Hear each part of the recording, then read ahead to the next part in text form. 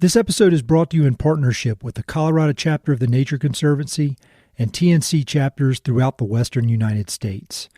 Guided by science and grounded by decades of collaborative partnerships, the Nature Conservancy has a long-standing legacy of achieving lasting results to create a world where nature and people thrive.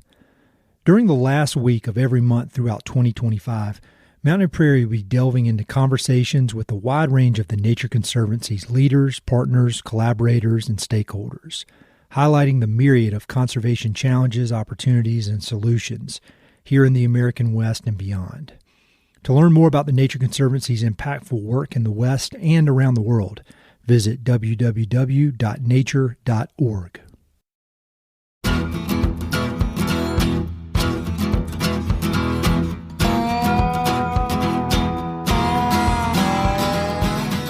This is the Mountain and Prairie Podcast. I'm Ed Robertson. My guests today are Jackie Miller and Carlos Fernández. Jackie is the Executive Director of Great Outdoors Colorado, also known as GOCO, and Carlos is the Colorado State Director for the Nature Conservancy.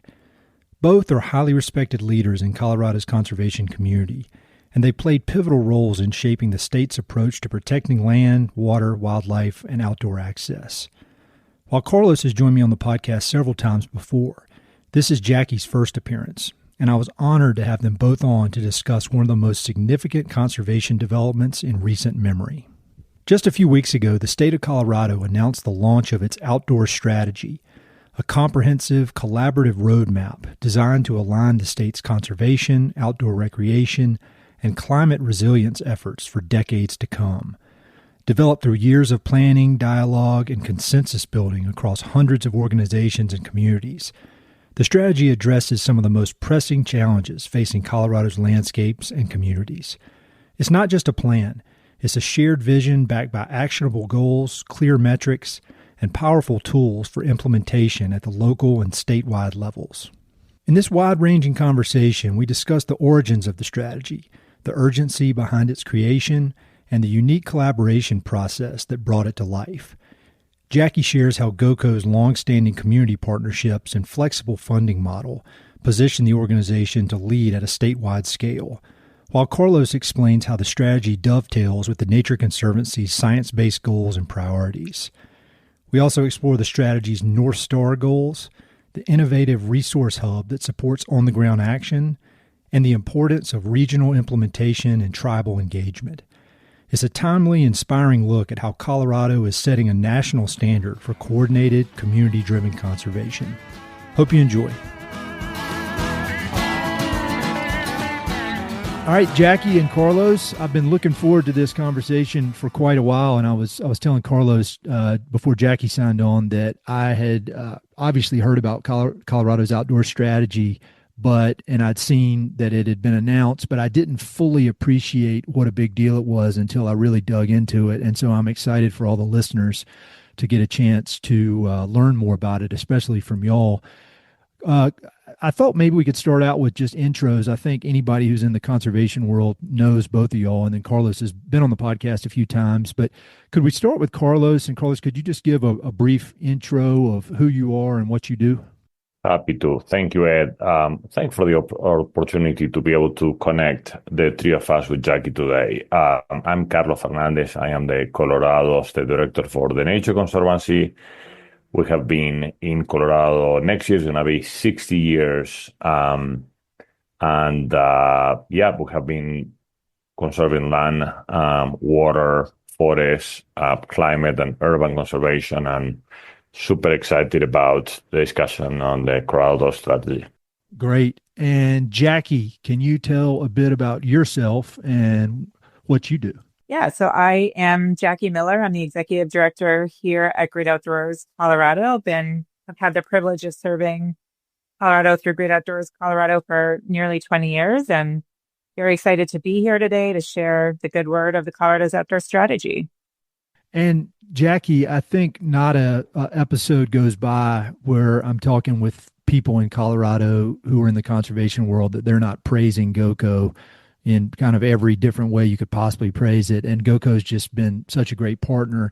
But for folks who may not be familiar with GOCO, could you just give a brief overview of kind of the history of the organization, what y'all do, and just kind of some kind of big picture overview of the organization? Sure. So Great Outdoors Colorado, or GOCO, as we lovingly refer to it, is really a coveted Colorado story, in my opinion. It started back in 92 when Governor Roy Romer and then Director of the Department of Natural Resources, Ken Salazar, brought together a group of citizens representing the business community, conservation community, politics. It was really a cross-section of voices from across the state.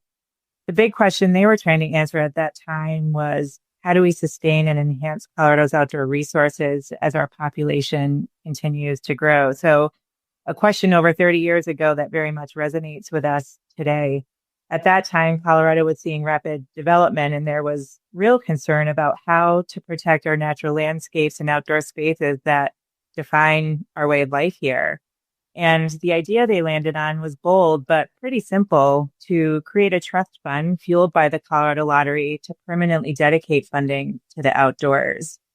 After a extensive public process, the proposal went to the ballot and voters approved it with 58% voting in favor, which was pretty exciting. That decision created GOCO and wrote it into our state constitution, redirecting up to half of our state's lottery proceeds every year towards parks, trails, rivers, open spaces, and wildlife. And it's a model that's truly unique in the nation and very much a Colorado gem. And I don't just say that because I'm the executive director, but because I have tremendous respect for the leaders who created GOCO and the voters who approved it.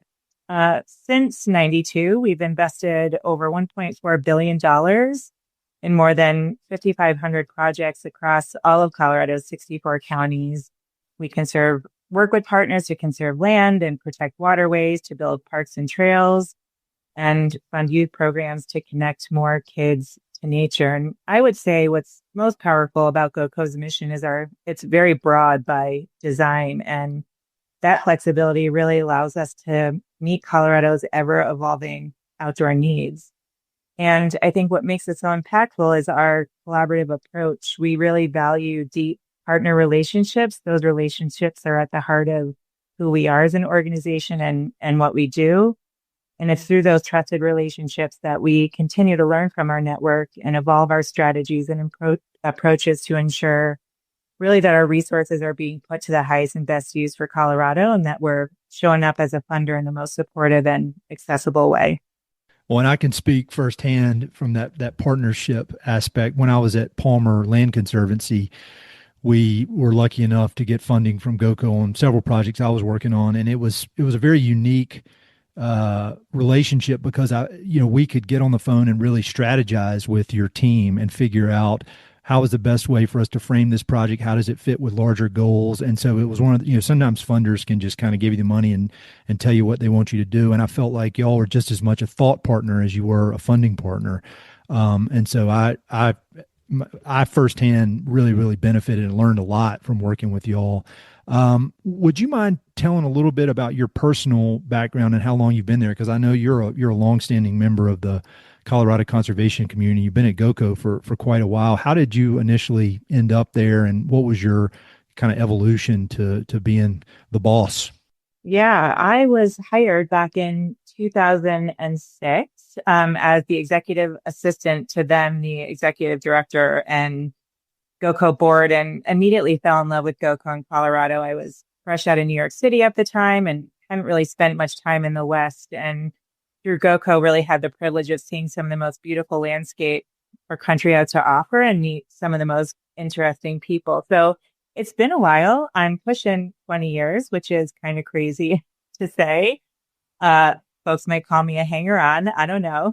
But it's just the best place to work in Colorado, and being a steward of public dollars and working in service of the people is just something that gives me incredible joy and satisfaction. I came up on the park and trail development side of our mission, really working with communities to create greater access to the outdoors and help invest in great places to play and connect to each other and connect to nature. And I've had multiple positions here over the last, 20-ish years. And I think across every position, meeting with partners and community to talk about local challenges and opportunities and how GOCO funding can help address them has kept me inspired and really excited to support GOCO's continued evolution as a funder. And that's afforded me this statewide perspective of this incredible network of outdoor champions who share common values around the outdoors, but really have unique approaches to upholding them. And I think that's what makes the outdoor community so incredible. And it's really from that vantage point, I led the development of two statewide initiatives for GOCO. One is Generation Wild that we launched in 2015, which is a statewide movement to connect more youth and families to the outdoors. And now Colorado's outdoor strategy, which we'll be talking about today. And as it relates to the strategy, of course, I was one human among many humans who brought that strategy to life, including Carlos. Well, before we get into that, Carlos, I'd love to get your perspective on GOCO because, as I mentioned, I had my own experiences working with GOCO and learning so much and really making impact thanks to GOCO's investment and their just partnership and thought partnership. And very rarely do we have a TNC episode where GOCO doesn't come up. So I'd love to hear, Carlos, from you, kind of your experience with GOCO, what you think about them as a trusted partner, because as everybody knows, TNC is all about partnerships and longstanding partnerships. Can you just kind of give your thoughts on the organization and how it's helped you and your team do your work at a higher level? Yeah, thank you, Ed, for the opportunity. I am both personally and professional a huge fan of GOCO and also of Jackie Miller's leadership. So, as you and your audience may know, the Nature Conservancy was one of the initial founders of GOCO as well. One of my predecessors, Sydney Macy, when she was the Colorado State Director. So in my position, when GOCO was created back in 1992, she was one of the few people at the table. And so we have been a partner of GOCO from the get-go. And I would tell you that not only the Nature Conservancy, but the outdoors and conservation in Colorado would have not been at the level that it is without GOCO. And so I can give you several examples before the one we discussed today, but, the creation of the Great Sand Dunes National Park and the acquisition of the Baca Ranch by moving from a national monument to a national park, while it was done by the Nature Conservancy, would have never been done but for the partnership with GOCO. More recently, you have covered this, Ed, as well, by the creation of Fishes Peak State Park. Again, the partnership with GOCO, with CPW, with TPL, and with the city of Trinidad, that would have not happened but for GOCO's advancing and really, moving forward with those funds, with Chris Castillian at the time, leading that effort as well. More recently as well, the Keep It Colorado Coalition of Land Trusts, a 10-year roadmap of private lands conservation, you have not had happen but for GOCO's and Gates Family Foundation leadership in really working with Keep It Colorado, one of the organizations I'm in the board of, to really launch that 10-year roadmap of private lands conservation for the state. And something that is really important because, as we'll discuss later on, is one of the components of this Colorado strategy. So, in any event, I can go on and on and on because I cannot say enough about GOCO, the importance of GOCO, and the leadership that GOCO and Jackie Miller are having in the state. And the West, by the way, because it's something that Jackie mentioned, I fully agree. Many of my colleagues throughout the West and the nation are very envious of having a GOCO in the state, so it's a crown jewel of Colorado conservation for sure. Yeah, and I feel like it's just another example of how Colorado is kind of the tip of the spear when it comes to innovative conservation, whether you're talking about the tax credit for conservation issues or GOCO. It's this model that it took a lot of innovation and risk up front, but then other states are able to look at it and kind of take lessons and make their own version, which I think is great. And Jackie, you spoke a lot about the early days, and there's a great film y'all made. I think it's called The Legends of Great Outdoors Colorado, and I'll link to that in the episode notes because that will it's a pretty short film, but it'll give people an idea of exactly how this thing came to be. So the Colorado Outdoor Strategy, it's probably one of the biggest things to happen in Colorado conservation in many, many years. And I can only imagine how long it took to take it from the initial idea to this amazing plan that I'm looking at right here on my desk. Jackie, could you just talk a bit about some of the challenges that you saw and that the other folks who came up with this strategy saw, some of the problems you were hoping to solve that initially led to this plan? Because I would imagine it was, a lot of discussion, a lot of things that could be improved, and that you guys saw as an opportunity, and then you came up with the plan because of that. Can you just kind of set the foundation of what put this whole thing, got this whole thing moving many years ago? Yeah. So the idea for a statewide vision for our outdoors has been talked about amongst the community for decades. I spent some time going back through some of the old GOCO archives, and it was a topic that even our very first board had talked about, the need to develop a shared vision for the outdoors. And doing so is a complex endeavor, as we might imagine. And I think it's really the urgency of this moment that inspired action to make it happen now. I know we're all feeling this incredible sense of urgency and angst about the significant pressure that our outdoors are facing. Climate change is bringing rising temperatures, prolonged droughts, increased wildfire activity. These things are affecting our ecosystems and our communities, and growing populations and increasing visitation to the outdoors, which is, we want people loving the outdoors, and it's putting added strain on our natural resources. At the same time, across the state, we are seeing and experiencing communities hustling to address a wide and growing range of priorities, from making the outdoors more accessible and welcoming to all, to thoughtfully managing the growing demand for recreation. At the same time, working hard to protect wildlife, conserve and restore vital habitats, preserve working ag lands, and support strong economies. And while we have a collection of unique and impactful funding sources in the state to work with, including the Colorado Lottery, and you mentioned the Conservation Easement Tax Credit Program, we have local park and open space taxes and more, budgets continue to be woefully insufficient, and, as we're all well aware, continue to get worse. So the challenges we're facing are getting increasingly more complex, and we've reached a point where trying to meet our conservation and outdoor recreation goals in silos just isn't going to work anymore. And then recognizing that, in 2022, guided by an executive order signed by Governor Polis, state partners, including the Department of Natural Resources, Colorado Parks and Wildlife, GOCO, the Colorado Outdoor Recreation Industry Office, also guided by critical, leadership from organizations like the Nature Conservancy, we started gathering to ask ourselves what we could do to be more strategic, to amplify and connect the work already happening on the ground, to which there's so much incredible work happening on the ground, and to provide a framework for statewide collaboration that respects the unique culture, needs, and opportunities for Colorado communities. So we were asking ourselves the right question and really ready to leap into a strategy that could benefit, all of us working in this space and, frankly, living in Colorado. And Carlos, as somebody leading a lot of the on the ground conservation work, and then being involved with the greater conservation community through Keep It Colorado, I know your leadership there. From the perspective of land trust and nonprofits, what opportunities or challenges did you see that a strategy like this could help to address? Yeah, thank you, Ed. As a leader of a science-based organization, we have discussed this in other contexts as well. But we have a firm belief that this decade is the last decade to actually make a difference.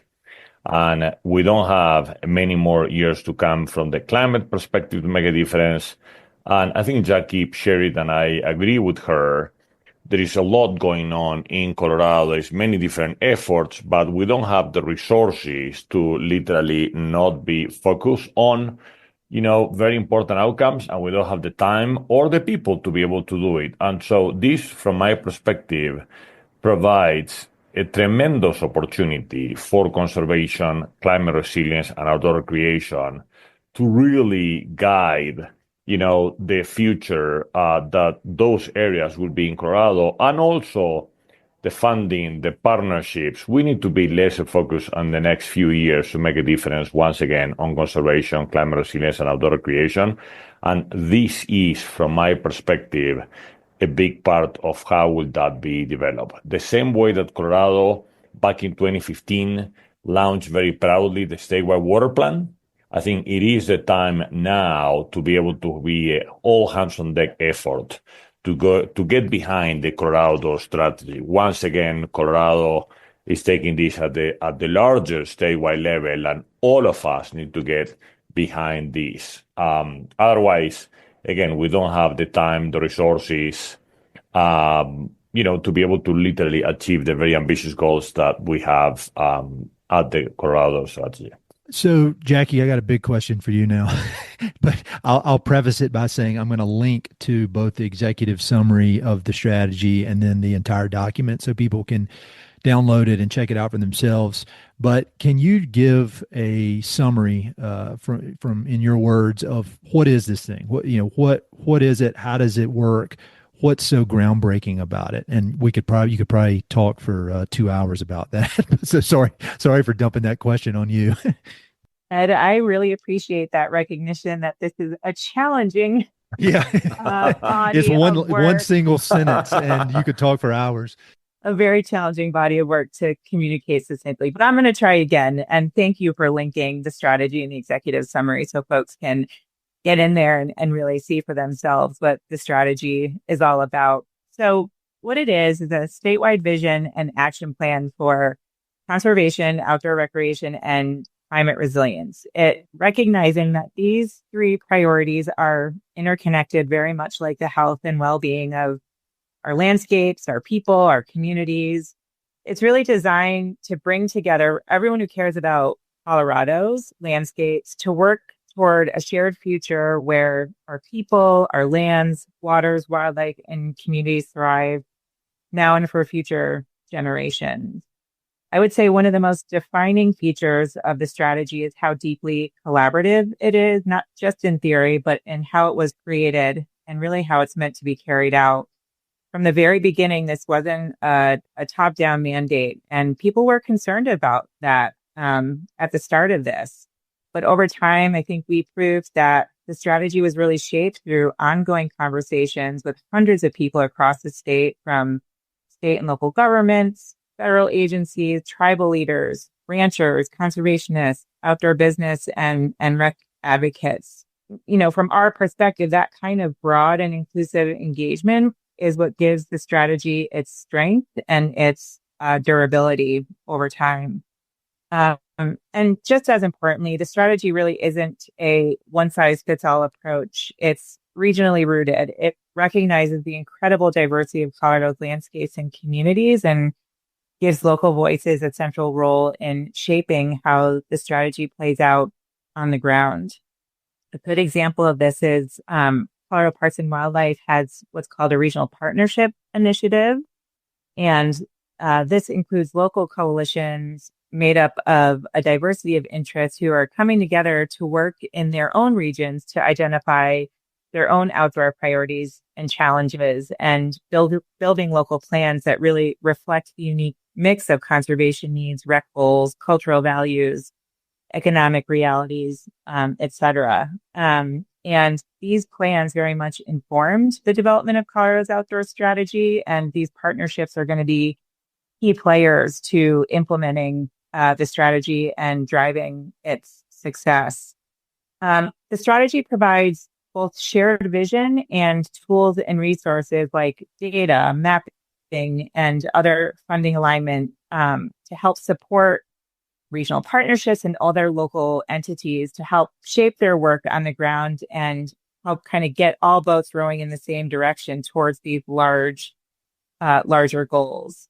We're really psyched that we've made available to anyone through the strategy's resource hub, new and existing data, tools, and research that can help guide decision-making and implementation. And the resource hub, I encourage anyone to visit it, is really such a useful tool for anyone who's interested in and driving conservation outdoor recreation outcomes on the ground. So really, it's not just a strategy. It's a platform for long-term partnership, and it recognizes that no single agency or group can protect the future of Colorado's outdoors alone. It's going to take all of us working together in new ways to get there. And as we talked about earlier, this level of collaboration is incredibly difficult, bringing together so many diverse voices, priorities, and building trust and exercising a willingness to work together across traditional boundaries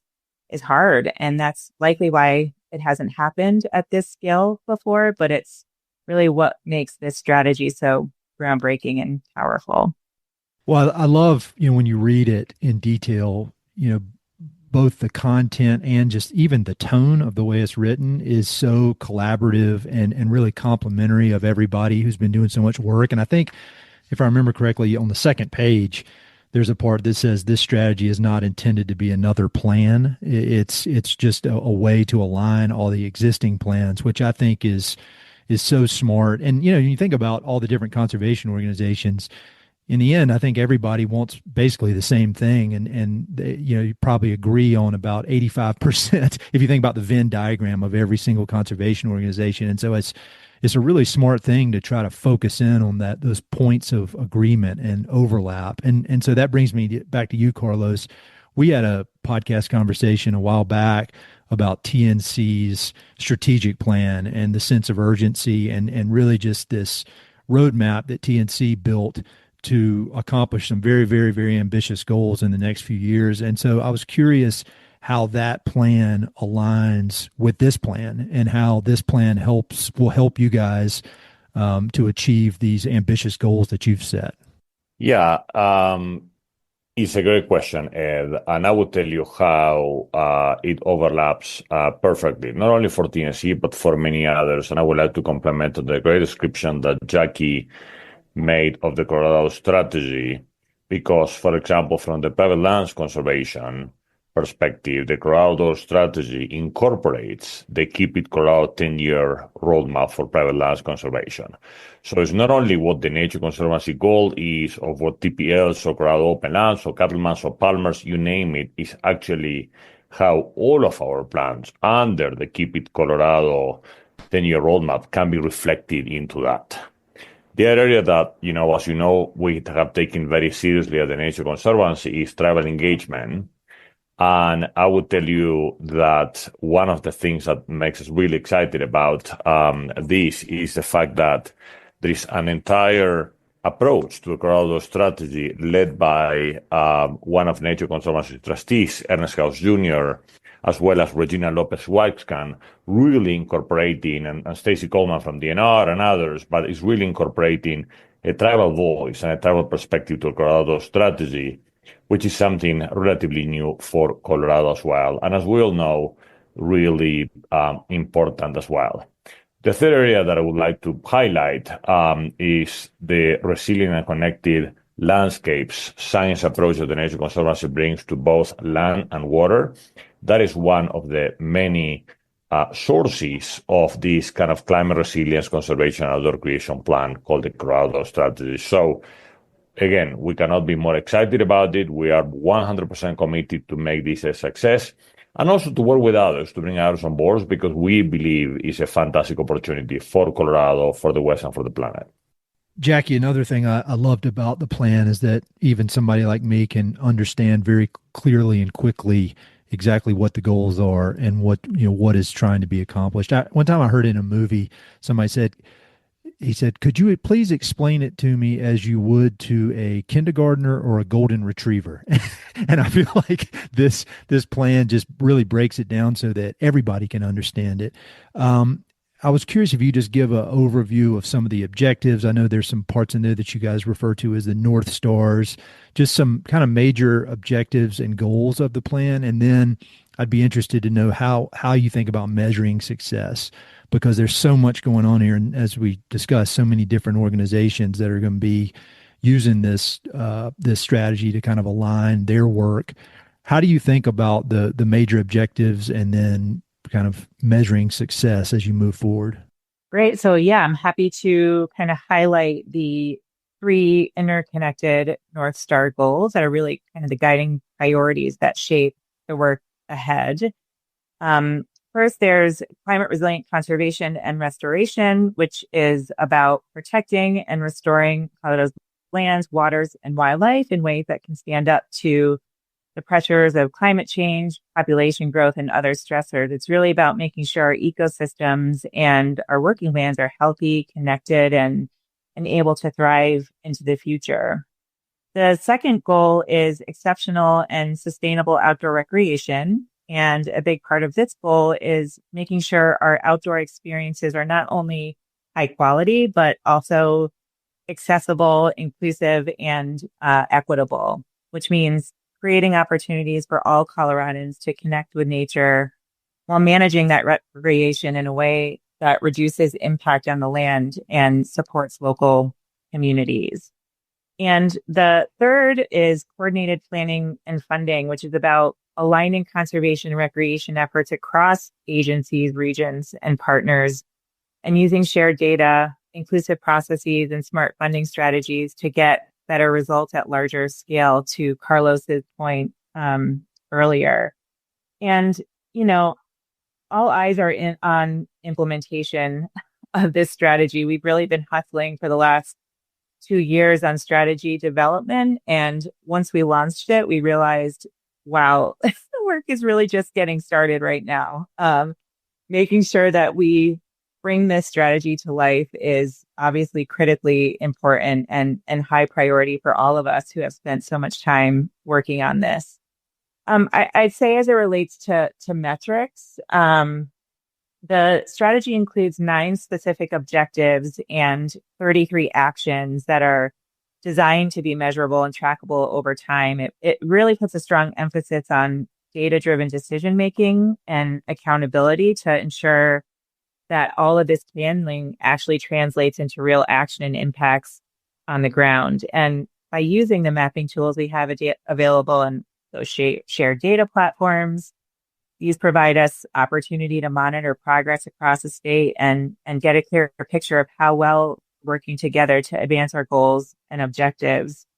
We are working on an adaptive implementation strategy right now, and that too is a complex process to work through, given the collaborative nature of this strategy. But certainly a challenge that we're rising to and excited to pull together to ensure this strategy lives up to its full potential. Carlos, from your perspective, you mentioned a few of these earlier, but are there any particular objectives or goals, or even some of the tools that Jackie mentioned, the online kind of quantitative tools, any particular parts of this that you're especially excited about that is going to help TNC and the greater Colorado conservation community get their work done? Yeah, I am. It's a great question, and I'm really excited about kind of, moving forward and working with others. Because if you take a look under the Colorado strategy, the Keep It Colorado, both the goals and the metrics are pretty clear. And, something that the entire land trust community and conservation community as a whole has not always kind of, been really, focused on is how do we define, for example, stewardship goals? How do we define climate resilience goals? And, we do have the Colorado Climate Action Plan, which we're all very proud of, that was passed, as you remember, Ed, in 2019.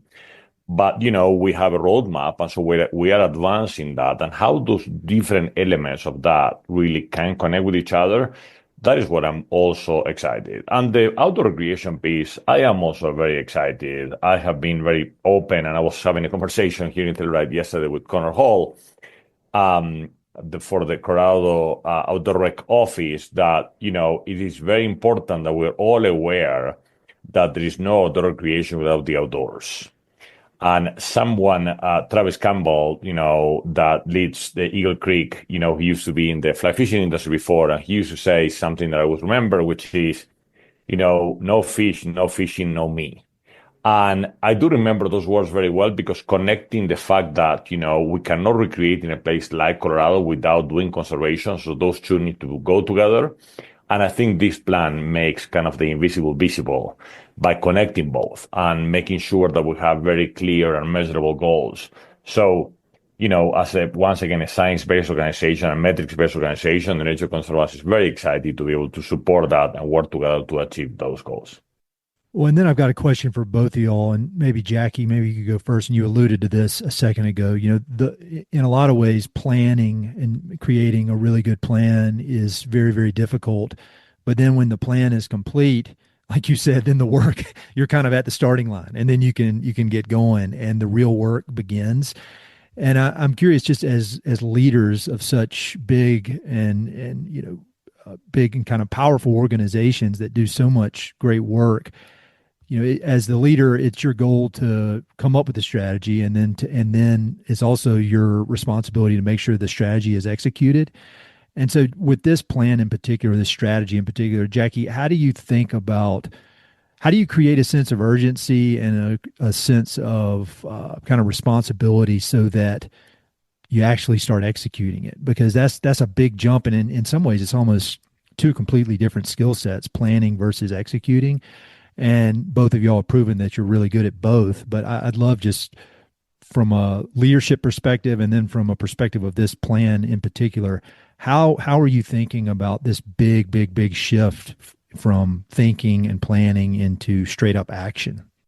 Yeah, thanks for that. The urgency is there, not just, on our landscapes, but we all feel it as, statewide wide organizations to get going on implementation in a really meaningful way. To me, success is going to radiate from the inside out. And so ensuring that all of the, partners at the table who are responsible for implementation, are clear on our unique roles and responsibilities to shepherd this across the state. And another important step is socializing the strategy across the state. This strategy was developed very collaboratively, and it's going to be an all hands on deck implementation strategy. And in order for people to participate, they have to understand what it is and the opportunities that it provides. And so we'll hit the road again to meet with organizations in the community to help communicate what opportunities the strategy provides for, how folks can leverage the data and tools available to advance their work, and then how they can kind of track their work against these larger goals and metrics. We have, as part of development of the strategy, created a data information and knowledge roadmap. Carlos alluded to this earlier, but we have a lot of incredible data at our fingertips here in Colorado, but we're also have more data to get to better understand real needs and priorities, particularly around outdoor recreation and restoration and stewardship. We need to get going on securing some baseline data in those areas so that we can develop really meaningful metrics. So we are kind of ensuring that we're working together to achieve very clear and concrete goals. I will say that this strategy was being developed at the same time that GOCO was updating our own strategic plan, and we were able to integrate outdoor strategy priorities into, GOCO's priorities for the next 5+ years. Obviously, there's incredible overlap there and integration, but it's one way that we as an organization are making sure that we help activate the strategy, and knowing that funding is absolutely critical to any action. And that we've been in this planning phase for quite some time and really want to see some results on the ground. GOCO and Colorado Parks and Wildlife are partnering to offer a 5-year, $50 million funding initiative to advance the goals of Colorado's outdoor strategy through the Regional Partnership Initiative. And that's a program that's going to launch early this spring. So again, we can see some wins on the ground here quickly. One follow-up on that, Jackie, if you don't mind. I feel like one thing that I always see GOCO doing, it seems like almost quarterly, if not, once or twice a year, you guys are so focused on these in-person regional meetings where citizens can come and be in the same room and talk to representatives from GOCO and really learn about all the work you're doing. I'm curious, how you think about those and the importance of that face-to-face in-person work, because it's obviously a huge priority. And I feel like y'all invest so much time really having meetings all over the state all year long with all different aspects. Can you just talk a bit about the importance of that face-to-face interaction with both the conservation community and then just citizens at large? Yeah, thanks for that. We take our time in community very seriously. Back in 2020, we kind of evolved our operation model and moved to a regional staffing model. Up until that time, we had been a Denver-based organization, and now we have 6 regional officers living out there across the state and really representing GOCO at the local level. And that's been an incredible game changer for us. Those boots on the ground individuals who know the landscapes, know the opportunities and challenges, and can be more accessible to our stakeholders and the public. Nothing beats face-to-face interaction. I think GOCO tries to show up very humbly in these spaces. We never think that we have all the answers, and really go into these conversations acting as if we know nothing, and really eager and excited to learn from community members around, their priorities, the challenges that they face, and how they think GOCO's resources can be leveraged for the greatest good. And then, we're able to take our experience and wisdom and couple that with the experience and wisdom of so many brilliant human beings out there to really develop strategies and grant programs that are most responsive to the moment today. And trust and building trust is paramount for us. And to build trust and to get to know people, you need to meet with folks in community, and you need to connect on things that don't involve maybe conservation or outdoor recreation, but involve getting to know each other as human beings. And, what are our stories that bring us to these tables, and understanding those stories, I think first leads to greater collaborative impacts and shared outcomes on the ground. Yeah, I feel like both GOCO and TNC are really just role models in that, of getting on the ground and showing up in a community and just saying, this is what we do. What do you need? How can we help? Carlos, back to the execution part of things. How do you think about that? Because really a lot of your work is taking these really, really big ideas and then putting them into action. For this plan in particular, how are you thinking about ensuring that the execution is efficient and effective?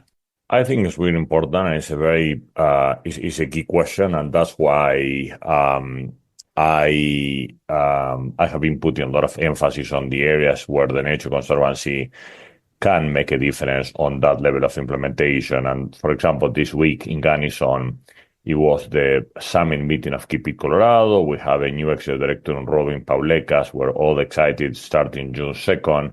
And one of the first topics in her, kind of onboarding is actually the implementation of the Colorado strategy through the lens of the 10-year roadmap. We're also having a very similar conversation in the water space and in the forest and fire space with some of these conversations. I want to make sure that everywhere where the Nature Conservancy has been working with partners, we raise this Colorado strategy literally as one of the most important, literally to the level of the top 3 most important outcomes we have, very similar to GOCO. Our work plan and our strategic plan literally has the Colorado strategy as one of those. And same thing happened with policy for us.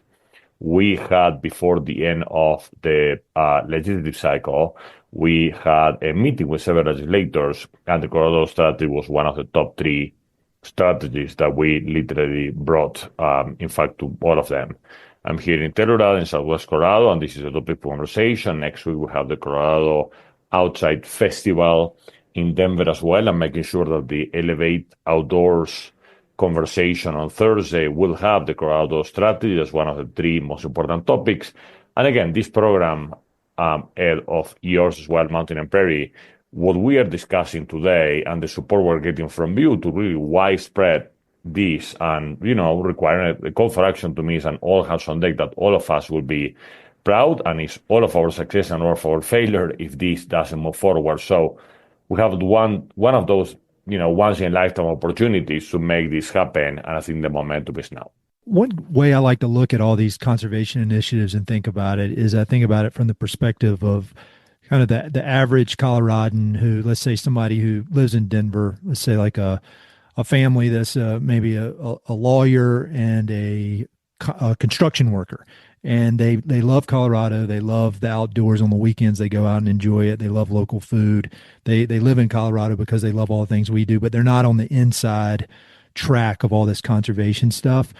So Jackie, could you just talk a bit about how this strategy will help somebody like that? Somebody that's very well-intentioned, that loves all the same stuff we love, but is not immersed in it all day long, and how this plan will positively affect their lives. Yeah, it's really about protecting what we all love about Colorado, whether you spend your weekends hiking, hunting, camping, enjoying fresh local food, clean air, hanging out at your local park. The strategy is really an investment in protecting land and water and wildlife and outdoor experiences that make this place so special. And as our state continues to grow and the climate shifts, this strategy really helps ensure that the places we rely on for recreation, clean water, food, and quality of life remain healthy and resilient. It means, better managed trails, protected wildlife corridors, stronger food systems, more resilient forests and rivers. And really, it means that all of us, regardless of kind of who you are and what your outdoor values are, anyone who loves this place really has a role in playing to keep Colorado.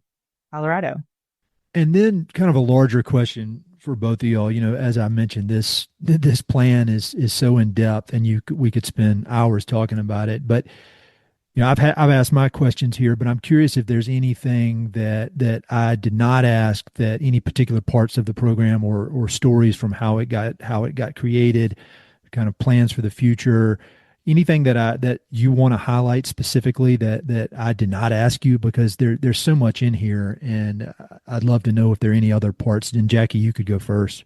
Sure. Yeah. I think, building out on the resource hub, I know it's very technical, but it is kind of an all-star amenity that the strategy has to offer. And it's kind of the vehicle through which we can help it come to life. So, Carlos mentioned the, framework for tribal collaboration that was co-developed with the Ute, Mountain Ute, and Southern Ute Indian tribes that really provides guidance on creating and sustaining positive partnerships with tribes and indigenous communities, which was an area that our partnership network demonstrated that they needed some support in.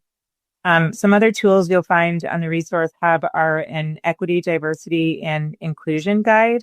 And that guide provides practical tools to support inclusive engagement and really ensure that diverse voices are part of planning and decision making. And that's a searchable tool, and folks can get in there and really search by their area of interest to figure out to get more information. You mentioned, Ed, that this strategy really encompasses so many other planning documents. And you're right. We did say early on that we didn't want this to be one more plan or to duplicate the many, many other critical planning efforts that have happened out there. It really serves as connective tissue amongst the existing plans and efforts that are out there. And the resource hub houses an interactive plan library. There's over 530 documents in there representing, federal, regional, state, and county scale conservation, outdoor rec, and climate resilient plans in Colorado. So really, for the first time ever, one-stop shop for all that important information. Two other resources that can be found there is the Conservation Data Explorer, or Codex. And this provides access to a wide range of data layers that can help identify the best places to conserve land, expand recreation, or create new access opportunities. It's really a data nerd's dream to get in there and navigate Codex. And then there's also an interactive data dashboard that houses state and county scale information on conservation and recreation. And just pulling this resource hub together was such an expansive effort, and really hope that Coloradans, no matter what your background or priority area is, that folks are really tapping into that and maximizing the resources that are now readily available for folks. Well, the thing I love about all that is, even for people who, like the family I mentioned who lives in Colorado and loves it, but is not immersed in this, I think it's really important for people to look and dig into this and see just how complicated and complex it is, because I think there's, I just can only think of how I used to think about things, and you just see all these public lands and open spaces and parks, and you just kind of assume they're always going to be there. And wow, it's Colorado, we got all these open spaces. But I think it's very important for people to dig in and appreciate the unbelievable amount of hard work and brain power that goes into keeping all of this not only functioning at a high level, but expanding and keeps it on track, because it doesn't just happen. And I'm as guilty as anybody of just thinking, oh, well, it's this way, it'll always be this way. But I think by digging into these tools that you guys have made available, worst case scenario, it would just give somebody an appreciation for how hard, how much work and how much money and how much brain power and really, really smart people it takes to keep this whole thing moving properly. So I love all that. Carlos, any big parts of this plan that I missed that you'd like to highlight? Yeah, I would like to compliment, both of you said it really well. I just would like to compliment on a couple of items. Number one, I invite the family you have mentioned to take a look at two initial tools. One of them is a great video that GOCO put together as well, explaining the Colorado strategy. It's a short video that will kind of give you the taste, kind of a teaser for the movies, right? I mean, what are you expecting? And then the executive summary as well of the Colorado strategy for those of you that do not want to go into kind of a 70-page document plus, but you can really kind of get a taste of different charts of what are we talking about. That's one. The second point is, as Jackie mentioned, when we started to work on this with Keystone Policy Center as a facilitator, there was a group of over 500 plans that they went through it. And, one of the things I love about Coloradans is that we're very collaborative, very entrepreneur, into kind of coming up with the newest, greatest plan. Let's try to make sure that the next time you're in those meetings and someone says, let's come up with this other plan, let's come up with this, please review the Colorado strategy. And I invite you to be part of this rather than creating another 400 plans, because this is a great hope and a great tool for the future of, once again, conservation, outdoor recreation, and climate resilience in Colorado. That's my call to action as well to other entrepreneurial and collaborative spirits to be part of this rather than creating new different plans. Yeah, and I'll echo your endorsement of the short video, and I'll embed that on the webpage. There'll be a link to it so folks can watch that, because in just a few minutes you get a good idea with some really stunning Colorado scenery, which we all love. Kind of a different subject, but I always ask it on the podcast, and it's a selfish question because I'm always looking for ways to learn from smart folks like y'all. And Carlos, it's coming, but I'm curious for book recommendations from either of y'all. And Jackie, from you, it could be any of your favorite books in the world, just books that have helped you kind of become the person that you become, or they could be related to conservation. I'd love to hear if you have any titles that you recommend for me and then the listeners as well. Yeah, there's so many to choose from. I love this question. It's hard to narrow it down, but I guess most immediately I'm about to reread Prodigal Summer by Barbara Kingsolver. Yeah, such a good one. This was the novel that I could just feel while I was reading it. It follows women in a rural mountain town whose lives are all really deeply tied to the land, and just a story that reminds you that conservation is just as much about people and connection as it is about nature. That's a great one. My wife loves that. She loves all Barbara Kingsolver. I've read Animal Vegetable Miracle, which I thought was so great, but I have not gone into her novels yet. My wife, I think, has read every single one of them and just absolutely loves them. So we'll have links to that. Carlos, you've been a source of book recommendations for me for many, many, many years. I feel like we read a lot of the same stuff. Any good ones come to mind for you? Yeah, as you and I have discussed, I have a problem with books, and that is I like them, I get them excited, so I kind of start reading them, and I go like chapter 5, and then I have this other new book recommendation, so I jump into that. So I'm gonna give you a couple that I'm reading right now, and my problem is I finish super late, by the way, and some other people have read 5 books in the same time that I'm finishing 2. But what I have been reading lately is a book called Abundance that perhaps you have heard about it I from have. Ezra Klein and Derek Thompson. It's a really good book, particularly during the times that we're living as well, and kind of the lack of progress on key issues like affordable housing and infrastructure and climate change. And I'm personally enjoying it quite a bit. The other one that I'm sure you and I have also discussed in the past about a prior book from Kevin Federico, but I'm reading A Walk in the Park. Yes. And I'm really enjoying it a lot. And kind of the the entire walk with our mutual friend Bill McBride Yeah. on the Grand Canyon as well. And so I think it's a fascinating book, and Kevin Federico is an amazing and gifted writer. And one that I'm kind of listening on Audible that it was recommended to me, and I recommend it to anybody interested in the topic, regardless of what side of the discussion are. It's called American Wealth, by Nate Blakeslee. Oh, And yeah. I have really been impressed. That one and Eager, kind of the history of beavers, are the two that I'm kind of listening on tape as well. And both of those books I have been really, again, I'm an attorney by training and not biology, so I don't understand a lot of these issues, but I work in conservation, so I'm super excited about kind of what I'm learning through those. Those are great. I read The Wolf one. I've not read Eager, which people continue to recommend. So I'll add those. Y'all make my book list too long. It's already long enough. Uh, so kind of final question.